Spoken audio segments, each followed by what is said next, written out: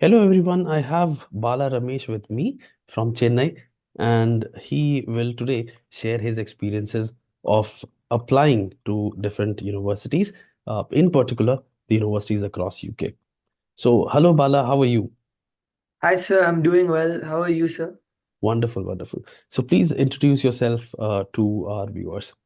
Sure. Hello, everyone. My name is Bala Subramanyam Ramesh, and I study at KC High, Chennai, which is a IB diploma school.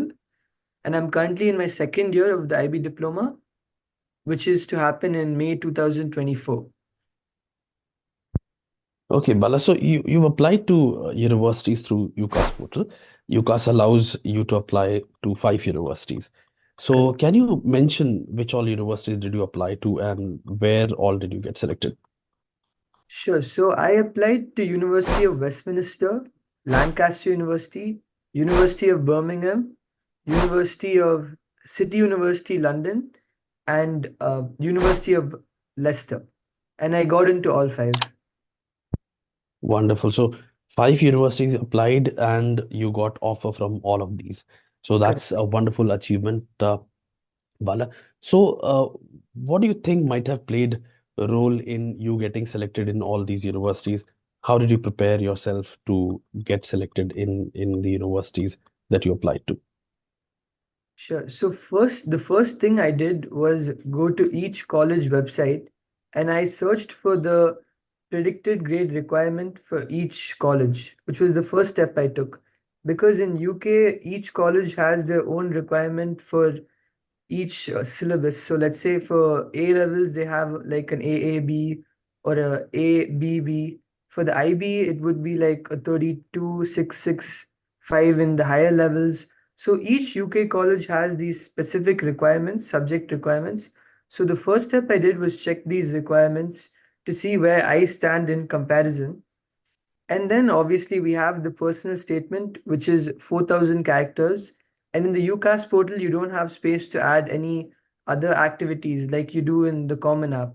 So it's really important to write as much as you can in your 4,000 character personal statement. So what I did is I'm applying for business major in the UK. So I tried to talk about as many business internships or any business course or anything related to business in my personal statement to ensure that my the colleges would understand how I would be the right fit for a business major. So I think that's what I really concentrated on, and I think that's what helped me through in the application process. Well said, Bala. Now, as you mentioned, UK universities, they mentioned what criteria you need to fulfill, the prerequisites, in order to get through these universities. Now, were there any university in the list of universities where you applied to where you did not meet the criteria, the grade criteria, strictly speaking, and still got through? And if it was like that, then what do you think might have contributed to that kind of turnaround? So yes, you're right. I did get into two universities where I did not meet the predicted grade requirement. And when I did that, when I went forth with those two universities in my application, a lot of people had told me that it's a bad idea because you're definitely not going to get in. You don't meet the requirement. But I think it's important that you try to take let's a leap of faith and try to apply, because even if you don't match it in your predicted, the colleges might see the potential in your profile to see that you could possibly achieve this requirement in the final board exam. So for me, it was University of Birmingham and City University London, where I did not meet the predicted grade requirement. I was for City University London, in fact, I was 3 points away. But I think since my IGCSE grades, which is my ninth and 10th, were good, were strong, I think the colleges could have seen, maybe could have seen potential in me to see that I could possibly achieve this in my final IB board exam. So to everyone applying, I suggest, even though if you don't strictly meet the requirement and if you're like 2, 3 points off, you could still give it a shot. And there's still a good chance where they give you a conditional offer, which means you still have to get the predicted grade requirement, but in your final board exam, after which you can go to the desired university. Wonderful. And now, since we are recording this interview a few days before the deadline of UCAS applications. Now, this can be a wonderful takeaway for the students who are watching this and who are planning to apply to UK universities, that even if you do not meet requirement, the grade requirement, strictly speaking, still you should take a leap of faith, because the evaluation criteria is not just evaluating you on the grades. The process is to evaluate you on several different parameters. One, as you mentioned, the personal statement becomes a very important factor in your selection, wherein you highlight how you are a good fit for the universities where you're applying for the majors that you're applying for. So wonderful takeaway from Bala's case.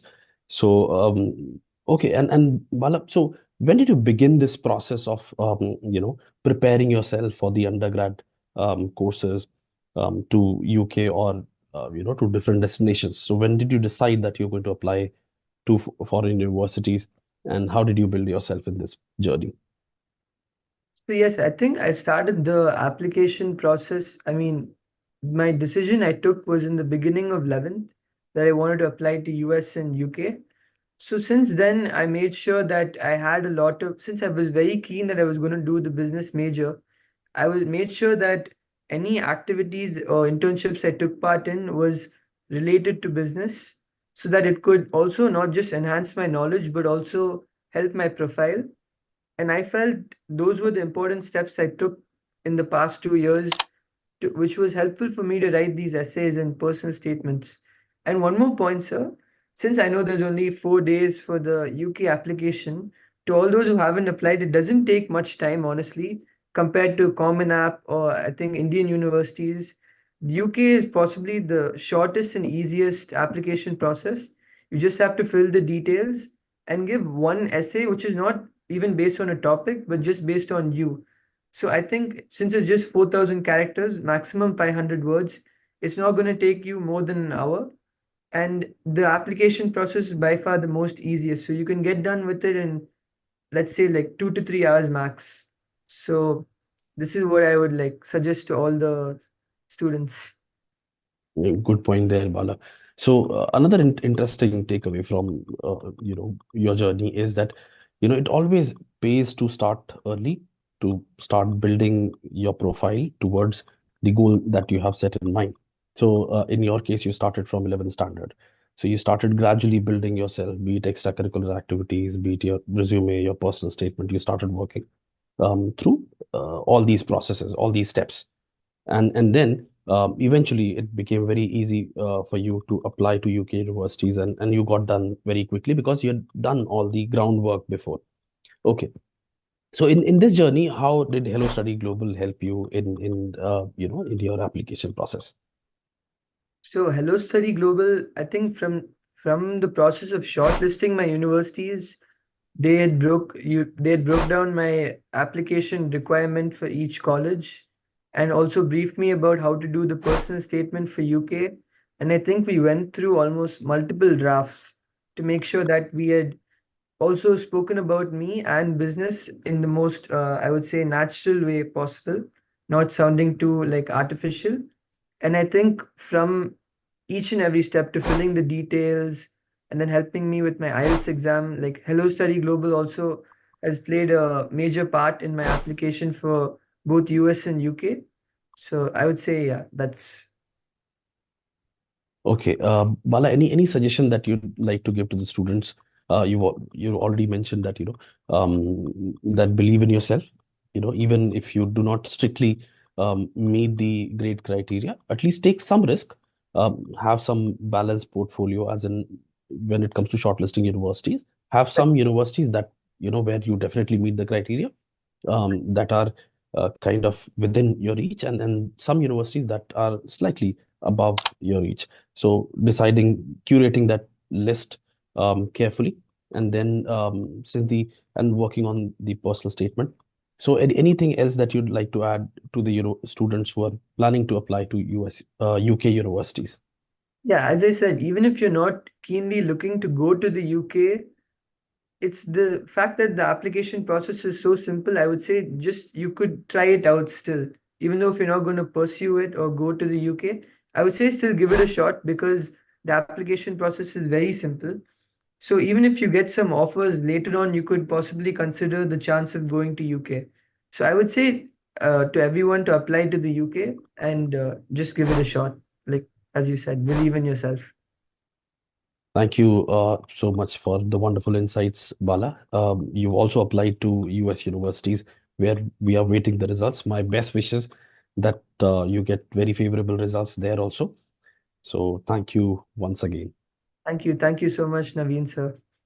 Thank you. For more such updates, subscribe to Hello Study Global channel to stay tuned with the different application process, be it US, UK, Singapore, Ireland, Canada, so on and so forth. Thank you so much.